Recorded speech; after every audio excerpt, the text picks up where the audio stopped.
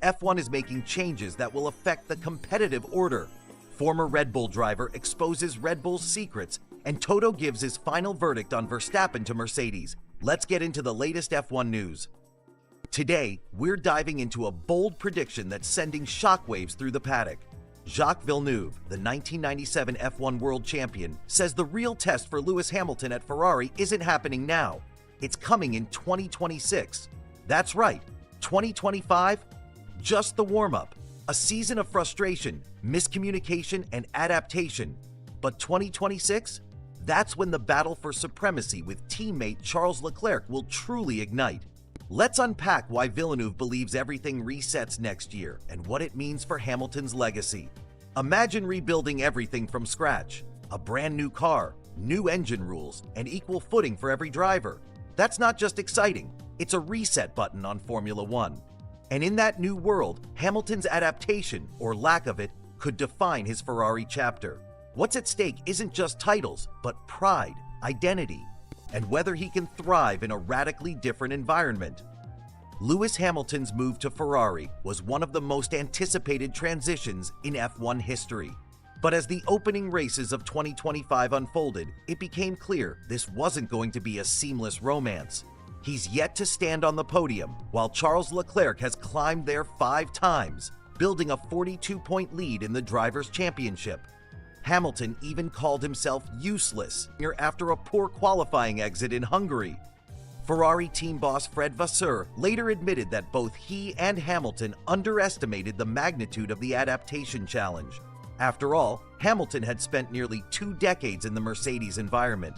Now, he had to adjust to an entirely different Ferrari culture, with its unique communication style, decision-making processes, and intense spotlight. Jacques Villeneuve has noticed this too.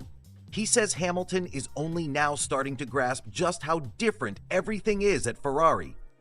It's not just the car setup, it's the way strategies are called, the way information is relayed, and the expectations that come from fans, media, and the team itself. So why does Villeneuve believe 2026 is the real confrontation? Because it brings a clean slate. The current SF25 car was designed with Leclerc's preferences in mind, giving him a natural advantage. But in 2026, everything changes. Brand new chassis, new engine regulations, a level playing field. No one gets the benefit of familiarity. That means true talent and adaptability will shine. And for Hamilton, it means a chance to erase the excuses of car bias or unfamiliar setups. Villeneuve frames this as the moment where Hamilton's Ferrari legacy will be decided. If he can outpace Leclerc in a brand new era, it will be one of the most impressive achievements of his career. If not, it could mark the closing chapter of his time as a dominant force in Formula One. Think about the psychology at play here. Fresh start, the new regulations strip away existing advantages. Every driver begins equally, pressure resets. Legacy in the making. Hamilton was already a legend at Mercedes. Now, to stamp his mark at Ferrari, he must conquer unfamiliar territory. The team dynamic. Ferrari is renowned for its intensity and scrutiny. Leclerc has momentum. Hamilton must prove he can perform under radically different methods. And finally, narrative reversal. Overcoming a tough 2025 to dominate in 2026 isn't just winning. It's a redemption arc. Fans live for that storyline. By building suspense around this reset, we can see why Villeneuve believes 2026 will be the true moment of truth. And it's not just about Hamilton. It's about how 2 top-tier drivers handle the same fresh challenge. So what should we watch for as we approach 2026? First, off-season changes, how Ferrari adapts its car architecture and systems. Will they lean toward Hamilton's preferences or Leclerc's? Second, pre-season testing dynamics, who shows pace first? Early form could predict intra-team balance. Third, communication improvements. Has Hamilton found his rhythm with Ferrari's methodology, or is confusion still creeping in? Fourth, emotional resilience. How does Hamilton respond when things go wrong? Can he stay composed under Ferrari's intense scrutiny? And fifth, Leclerc's counter. He knows the team. If he adapts quicker, Hamilton may once again find himself chasing. Between now and then, the stakes couldn't be higher. For Hamilton, it's about proving that his talent transcends machinery, environments, and eras. For Leclerc, it's about cementing himself as Ferrari's true #1 driver in the face of one of the greatest the sport has ever seen. So, here's the story we'll be watching next year. 2026 isn't just another season, it's Hamilton's crucible at Ferrari. A reset, a battle, a legends test. Will he emerge as Ferrari's king, or will Leclerc steal the throne in a season of pure, fresh competition? The drama is brewing, and between now and then, the anticipation is everything. What if I told you that one of Formula One's most outspoken drivers just hinted at a truth so controversial? He said it can't be said. Pierre Gasly has just dropped a cryptic bombshell about his former teammate Yuki Tsunoda, and his words are sending shockwaves through the paddock.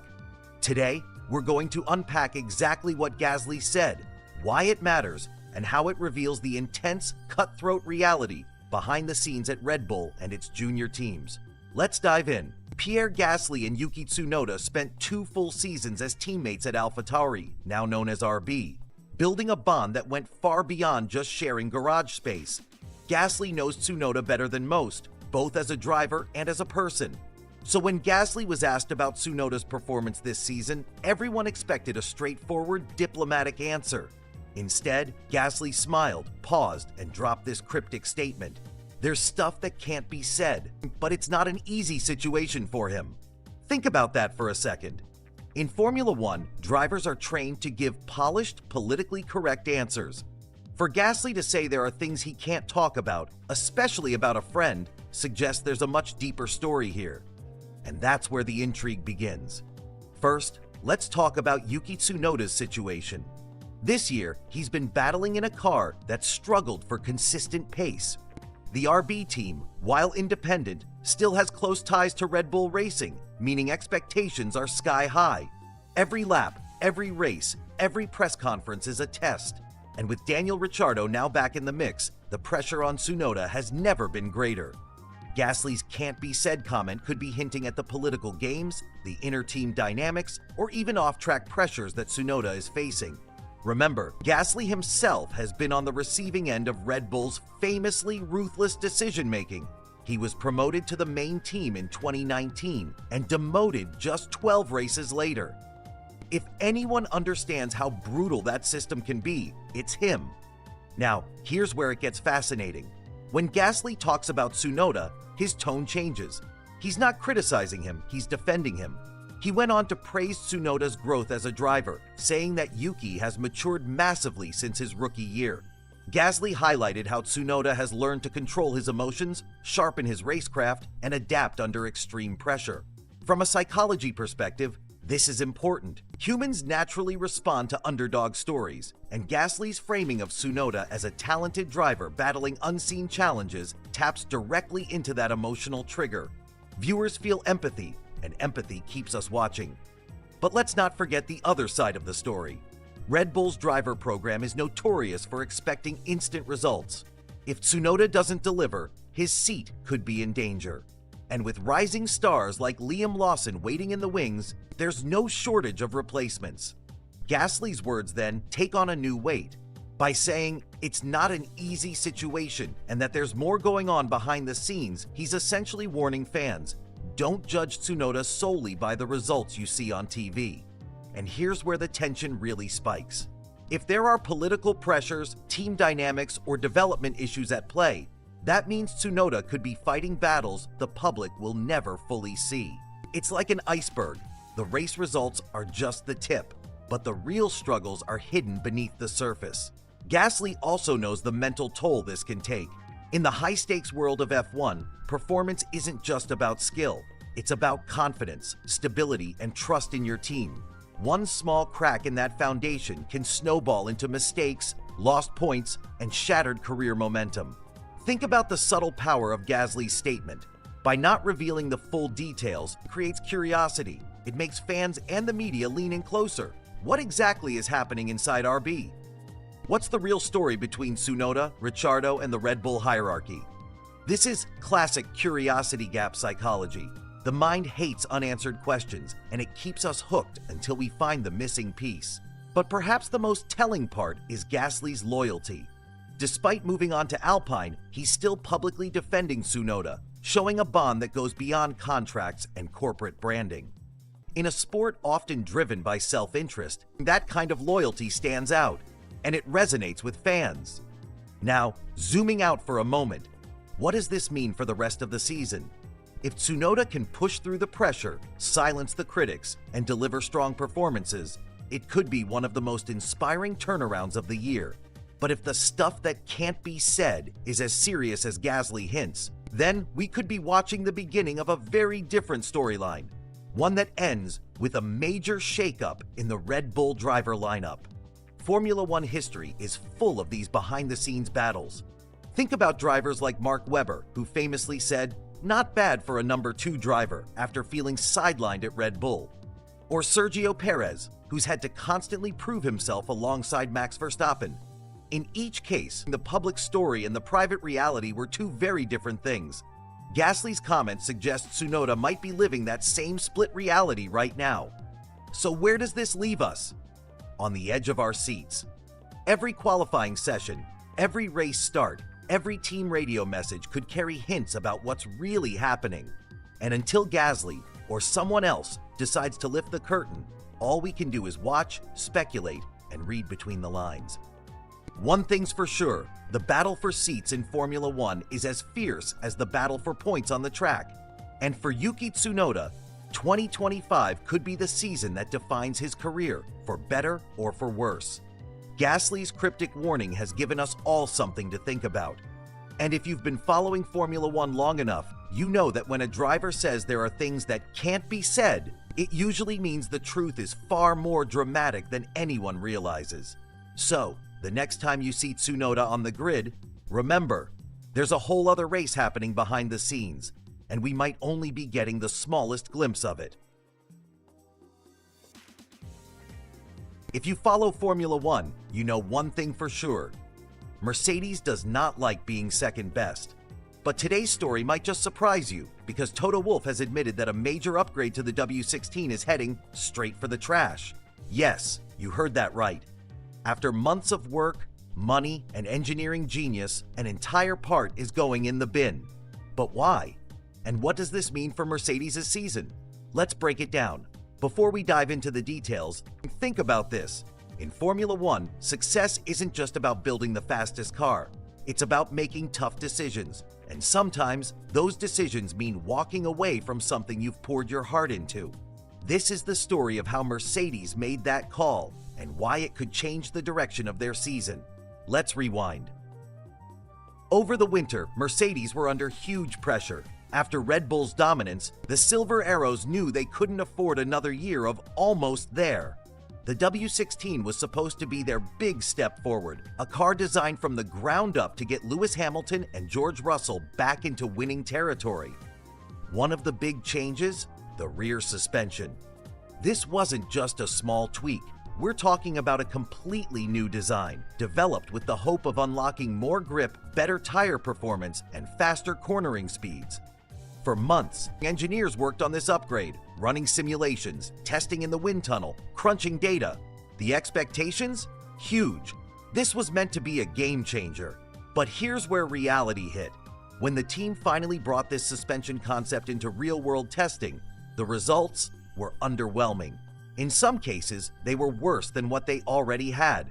Imagine working on something for months, believing it will give you the edge, only to find it slows you down. That's brutal, but it's also the truth of F1. Toto Wolff, never one to sugarcoat things, summed it up perfectly. He admitted, it's going to end up in the bin. And that wasn't him being dramatic. It's literally happening. The upgrade, which cost millions to develop, will not be used. Not even as a backup. Gone. Now, here's where the psychology of this decision kicks in. In business, sports, and life, we call this the sunk cost fallacy. It's when you keep investing in something just because you've already put time or money into it, even if it's not working. But Mercedes didn't fall for that trap. They recognized that clinging to a bad upgrade could cost them even more. More races lost, more points dropped, and more frustration for Hamilton and Russell. So, what's next? Wolff says the team is now fully focused on the next set of upgrades, coming in future races. This isn't just about replacing a failed part, it's about shifting the entire development philosophy to what's actually working on track. And here's something important. While fans might see this as a setback in F1, fast failure can be a strength. The quicker you identify what doesn't work, the faster you can focus on what does. Think of it like this. In racing, the worst mistake isn't making the wrong call. It's realizing it was wrong and then refusing to change. Mercedes, for all their pride and prestige, are showing they're willing to pivot. But let's address the big question fans have been asking. How does this impact Lewis Hamilton's final season with Mercedes? Hamilton has made it clear he wants to go out on a high. While this suspension upgrade might be gone, the hope is that its removal actually clears the way for better, more reliable gains in performance. Wolff himself hinted that there's more to come, and that the focus now is on building a car that gives their drivers confidence in every race situation. For George Russell, this could be equally crucial. As the young driver in the team, he's looking to establish himself as the clear future leader. A car that's predictable and consistent will give him a much stronger platform to do that. And then there's the battle against Red Bull. Right now, Red Bull has set the standard so high that any mistake by a rival team gets punished instantly. If Mercedes had stuck with a bad upgrade, that gap could have grown wider, maybe even beyond recovery for the season. By cutting their losses now, Mercedes is essentially saying, we're not here to finish second. We're here to find what works, no matter how uncomfortable the truth might be. If you're a longtime F1 fan, you know this isn't the first time a big team has thrown an upgrade in the bin. Ferrari, McLaren, even Red Bull have had development paths that turned out to be dead ends. The difference is how you react to it. Some teams panic and spiral. Others double down on what's working and come back stronger.